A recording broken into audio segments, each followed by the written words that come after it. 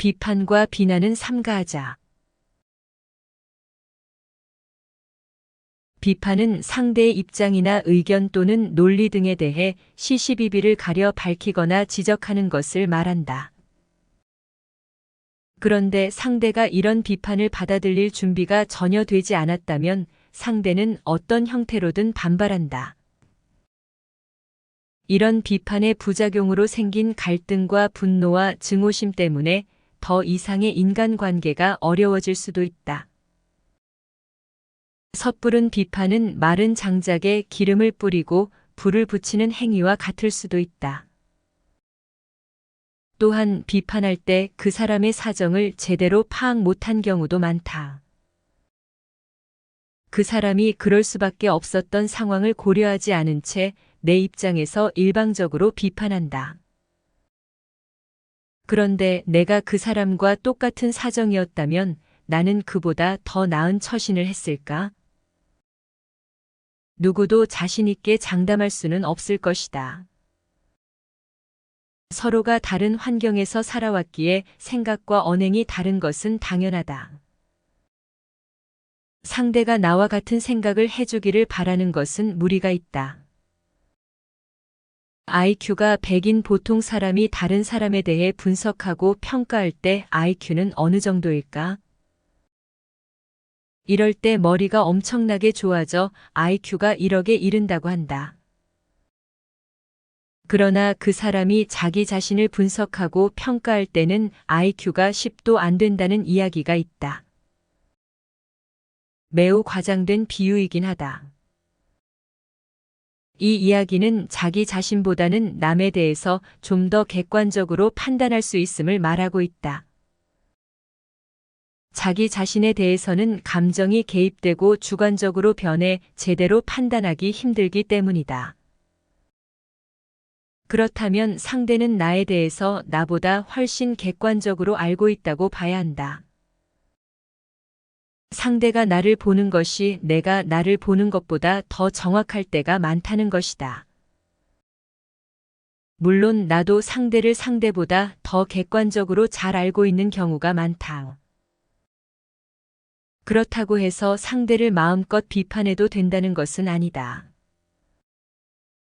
대부분 나의 상대는 내가 마음을 비우고 객관적인 비판을 한다 해도 그대로 수용하지는 않는다.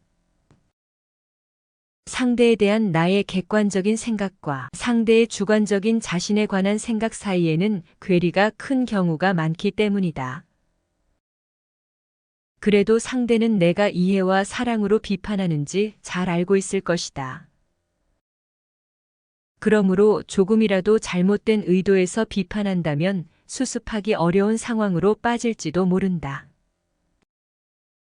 모든 것은 나와 하나라는 처지에서 이것을 다시 보자. 그러면 상대를 비판한다는 것은 내가 나를 스스로 비판하는 것과 같다. 나의 또 다른 분신이 나름의 역할을 잘 수행하고 있는데 굳이 나서서 나의 주관적 관점에서 비판할 필요는 없다. 물론 비판하는 그것도 나의 역할이긴 하다. 그러나 비판함으로써 심각한 문제를 일으키면서 서로 곤란한 입장에 설 필요는 없다. 따라서 서로에게 도움이 된다는 확신이 서지 않으면 객관적인 비판이라고 해도 일단 피하는 것이 좋다. 이처럼 비판도 때와 장소를 잘 살펴서 상대가 받아들일 수 있을 때 해야 한다. 그리고 꼭 비판해야 할 필요가 있다면 상대를 나처럼 생각하는 마음에서 우러난 비판을 해야 한다. 그러나 상대를 나처럼 생각하며 비판해도 상대는 이를 그대로 받아들이지 못하는 경우가 대부분이다. 차라리 그런 비판은 잠시 미뤄두고 때를 기다리자. 지금 있는 그대로 상대를 인정하고 포용하는 마음으로 이 순간을 살아가자. 이처럼 평범한 비판이라고 해도 때로는 매우 위험하다. 더구나 이해와 사랑이 없는 비판은 잘못하면 비난으로 바뀔 수 있다.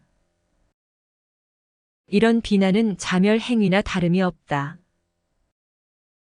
상대를 비난하기 시작하면 더 이상 대화가 이어지기 어려운 상황에 직면하게 된다.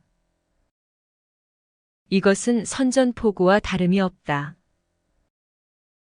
이렇게 되면 특별한 계기가 없는 한 더 이상 인간관계를 지속하기 어려울 수도 있다.